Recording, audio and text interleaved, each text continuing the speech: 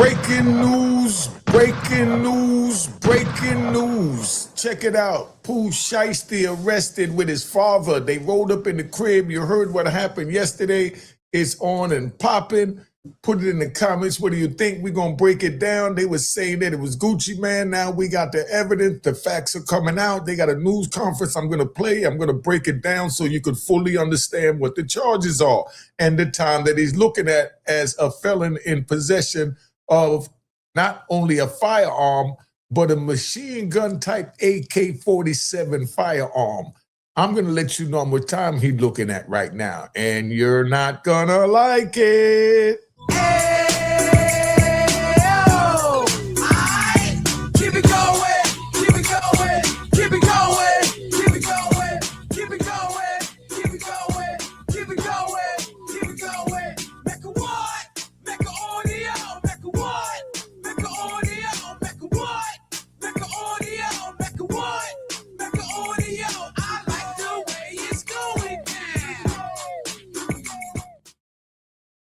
All right, you know what it is. Unique Mecca Audio, man. Pooh Shiesty in the world of a lot of trouble. We're going to get right in it. We're going to play the news conference. They're going to break down what he's looking at, and I'm going to break it down so you could understand what they're saying he's looking at, because we all speak a different type of urban ebonics.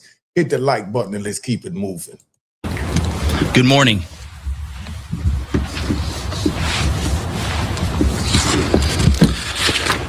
I'm Ryan Rabel. I'm the U.S. Attorney for the Northern District of Texas. Thank you for coming. This week, 9 individuals, including well-known musical artists, kidnapped and robbed at gunpoint numerous victims at a music studio in Dallas, Texas. 8 of the 9 were arrested yesterday in Dallas, Memphis, and Nashville. These individuals who are charged and arrested include Lontrell Williams Jr., also known as Pooh Shiesty, Lontrell Williams Sr., Rodney Wright Jr., also known as Big 30, Kadarius Waters, Demarion Gibson, DeMarcus Glover, Corday Johnson, Darian McDaniel, and Terrence Rogers has not been arrested yet, but will be soon. The complaint alleges that on January 10th of this year, 3 music industry professionals traveled to Dallas for a scheduled business meeting. Who do you think that other person is? Put it in the comments. Who do you think they're talking about, that other music executive? See how they playing the games here, and we all know. I want y'all to put it in the comments. Lontrell Williams Jr. arranged this meeting purportedly to discuss the terms of his recording contract with one of the victims.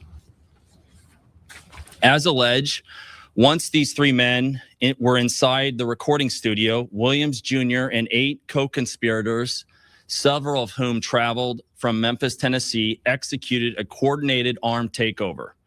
As alleged, Williams Jr. produced an AK-style pistol and forced one of the victims to sign a release from the recording contract at gunpoint.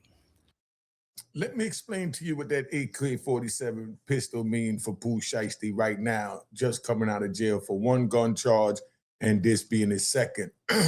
That's called a felon in possession of a firearm, and that jumps your time up from like 12 years to 20 years, you know, because he's dealing with an AK-47 assault rifle. That brings it to 20 years. If it was just a handgun, it would have been 12 years. And that's by itself from the kidnapping. The kidnapping, again, is another 20 to 25 years is the low end where it starts. So he's looking at 40 to 45 years at least in prison right now. And I'm letting you know what it is. It depends what else he got in the background, if they run it up to life. But we're going to play this out. I'm going to let them tell you, and I'm going to get back into that because we like to ride. The remaining conspirators displayed firearms and robbed the other victims of Rolex watches, jewelry, cash, and other high-value items.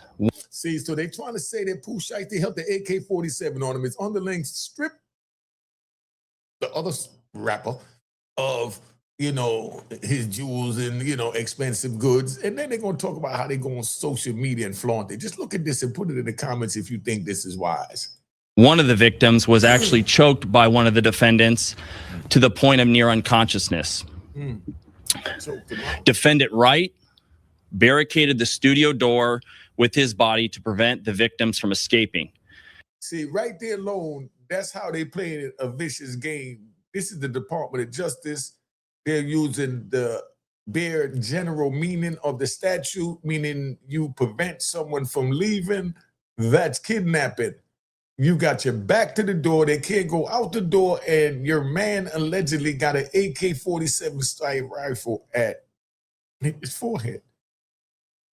Right there, that's kidnapping. And that's a lot right there.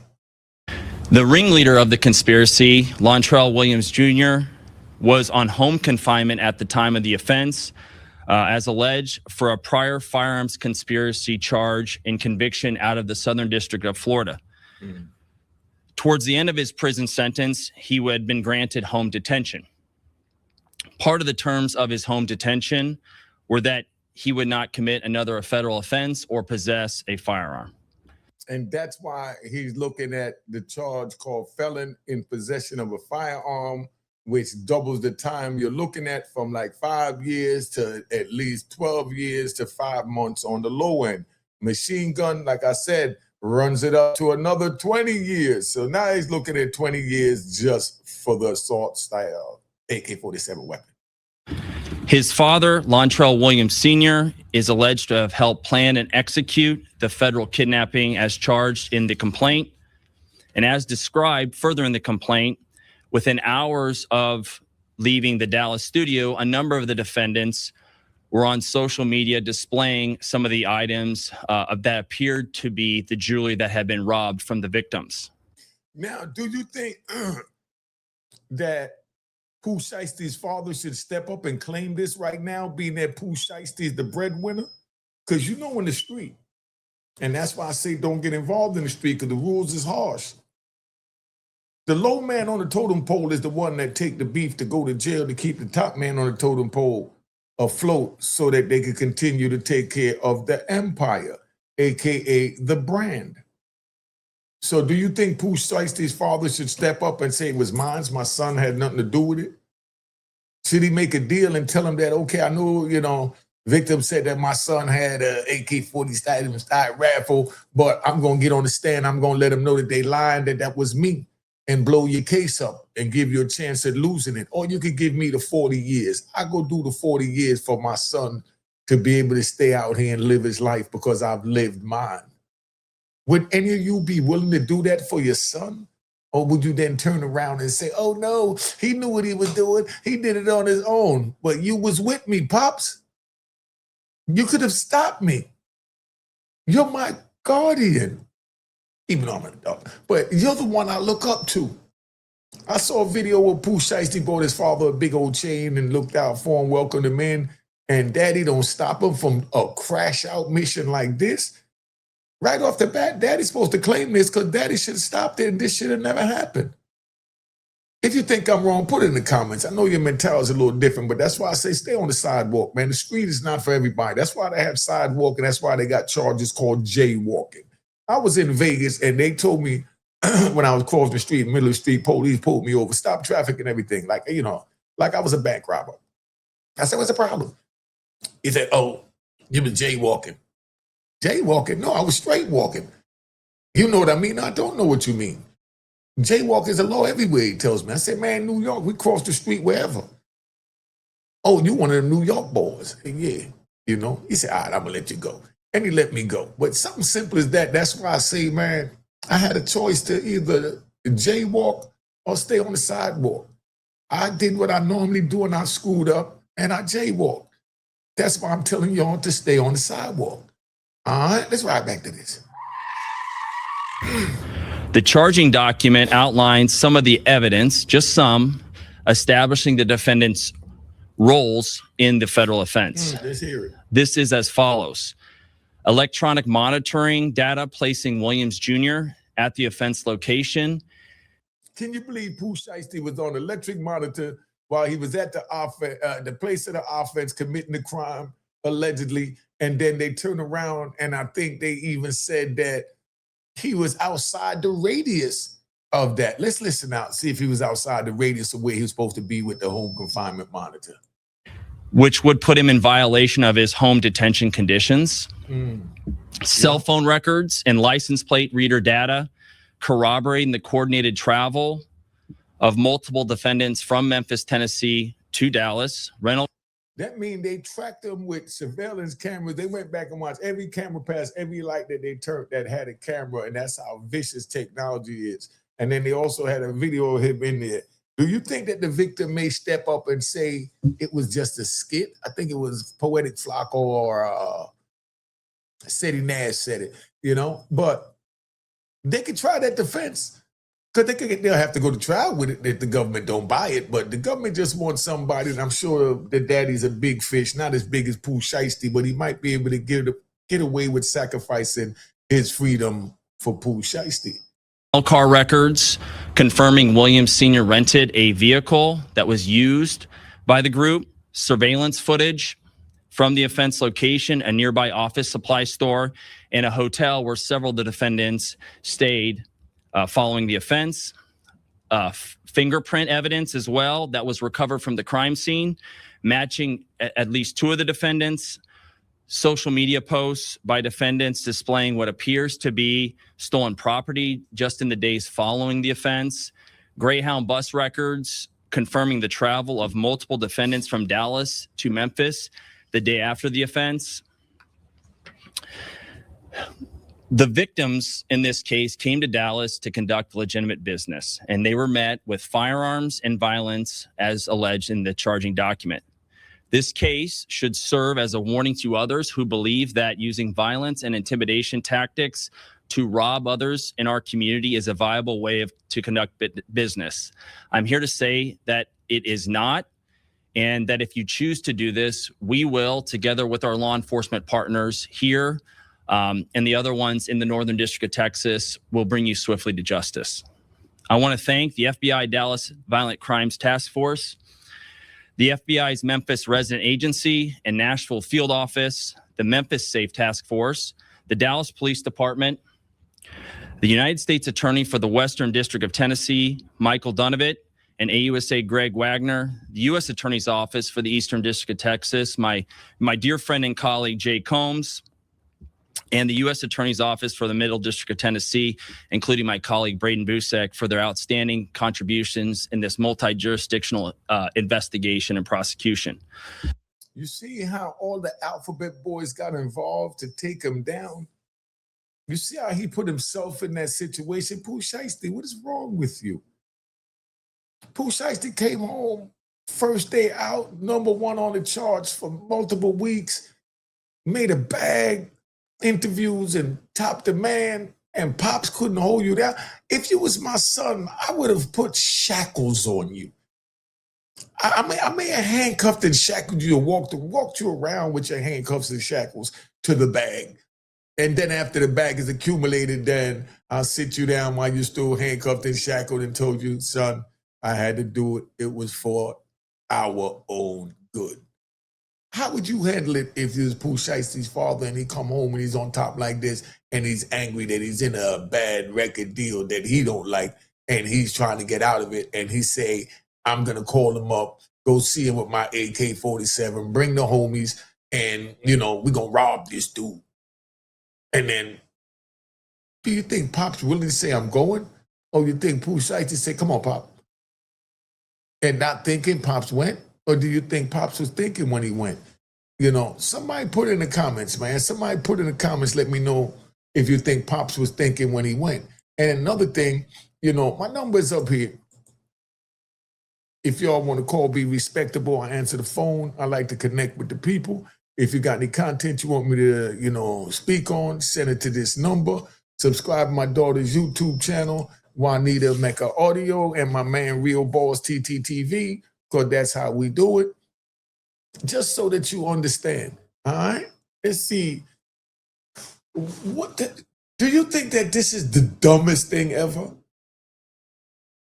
Or do you think this is just another fork in the road for Pooh Shiesty? It sure seems like the dumbest thing ever.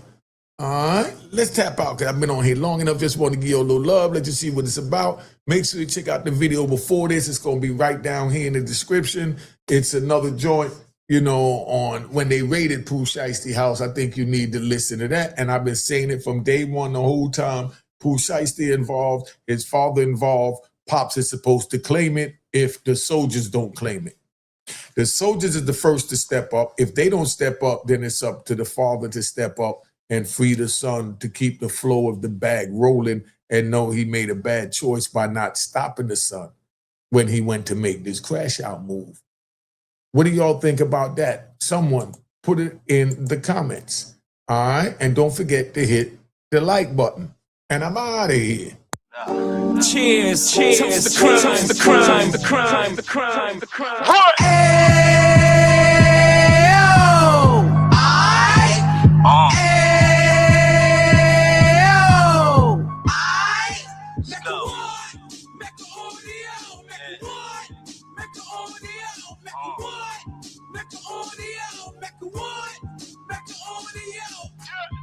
Fresh out the can of 26, he back on the strip, getting back in the mix. What he mentions a gift. You stand up 10 toes down, and I suggest you pay attention to this. Take a little gully posse and put it in Harlem. He cut from the bottom, came up from the bottom. Drop the book, you should go and get it. The Instagram page and the YouTube, you could go and visit. Then you could consider yourself LinkedIn. Sit front row and get Jews from a kingpin. How he went through it, so you ain't gotta go do it. To not pay attention would be stupid. Talking about a man that probably put your grandfather on. Probably the reason that him and your grams got along. A man that generated millions on the block, did his time, never squealing to the cops, Mecca audio.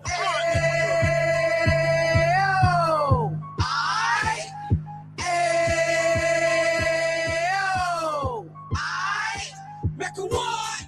Mecca audio, Mecca what? Mecca audio, Mecca what? Mecca audio, Mecca what? Mecca audio. We gon' do it like we gon' do it like we keep it moving like we gotta do it like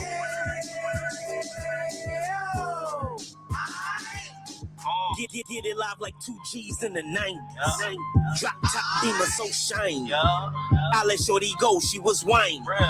Treat her like my past, she behind me. Spend a couple bands on the Dapper Dan. You be back again, getting green like a Packers fan. No cap, it's a roaring uptown. Baby horn uptown, Dominican bust downs. Now we on the positive, you got a lot to give. Now you trying to stop the kids from being inoperative. So take heed, homie, lend the air.